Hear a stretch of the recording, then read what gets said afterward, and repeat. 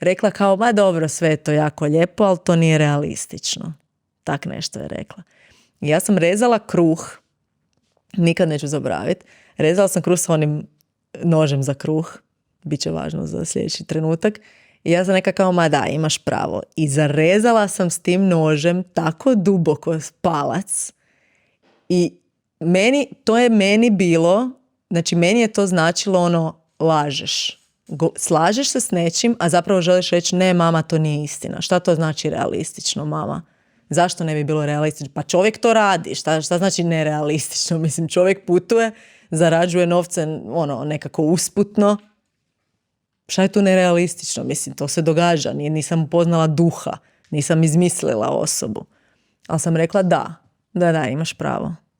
I to je bio prvi trenutak za mene kojeg se ja sjećam. Ja sam bila konfliktna, kako kaže moj muž, konfliktna ličnost sklona sranjima. To je neki quote iz nekog videa, on je rekao, to si ti. Mislim, bila sam ja konfliktna, ono, preispitivala sam autoritet i kod dijete sam imala to, ali nisam nikad bila svjesna toga za sebe. A ovo je bio prvi trenutak da sam bila svjesna, da sam rekla nešto suprotno od tog što sam ja osjećala unutra. I mislim da je to prvi korak. I sad, opet, pitanje je nezahvalno, jer ja znam koji je prvi korak za mene. Ja ne mogu dati korake drugim ljudima. Znam da to svi žele. 5 koraka kako ću pronaći samo sebe. Ne mogu to dati, ali znam da je to za mene bilo nekakav poticaj za osluškivanje tog glasa. Jer je u mom slučaju je to bio jako eksplicitan moment. Krv, razrezani palac i znala sam točno u kojem trenutku se to dogodilo. Sad, netko će reći Bog je poslao znak, neko će reći svemir je poslao znak, neko će reći pravo ja je poslao znak, neko će reći kakve to veze ima s tim šta si ti govorila, ne? Tako da, mislim da isto ovisi o percepciji. Za mene je to bio taj jedan od tih trenutaka. Još jedan trenutak je bio prije nego što sam odlučila se seliti u Portugal, jedan poznanik, zapravo osoba koju sam upoznala možda 2 put sam vidjela tu osobu taj tjedan i na kraju tjedna nas je zvao na jedan kao roštilj kod sebe. Neću sad govoriti detalje jer će se onda znati, ali došli smo na roštilj, moja prijateljica je bila kolegica njihova i ona dovela me onak nedjelja, bila popodne, ljeto. I ta osoba se fotografirala s nama na Polaroid.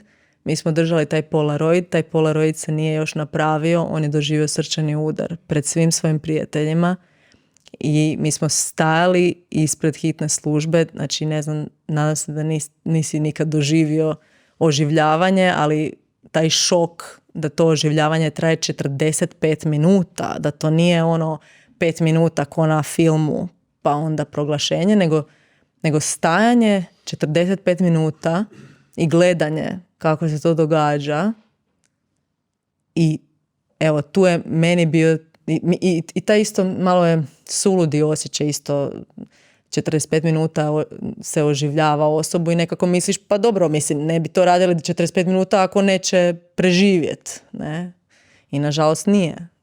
Čovjek je umro tamo i ja se sjećam da je meni taj trenutak bio kao nekakvo ono rastvaranje zastora.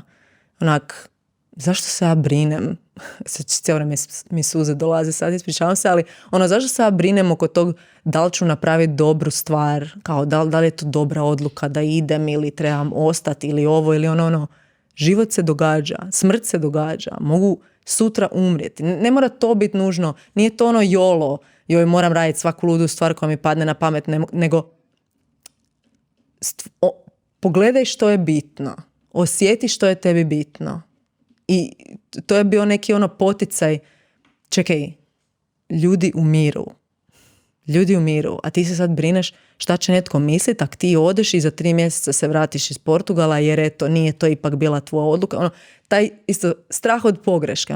Bojim se pogriješiti jer šta će grad reći, selo reći, šta će netko misliti, evo nje, prekinula s dečkom, pa se ocelila, pa se opet vratila, pa mislim, opet sam se vratila, samo sam se vratila nakon 5 godina.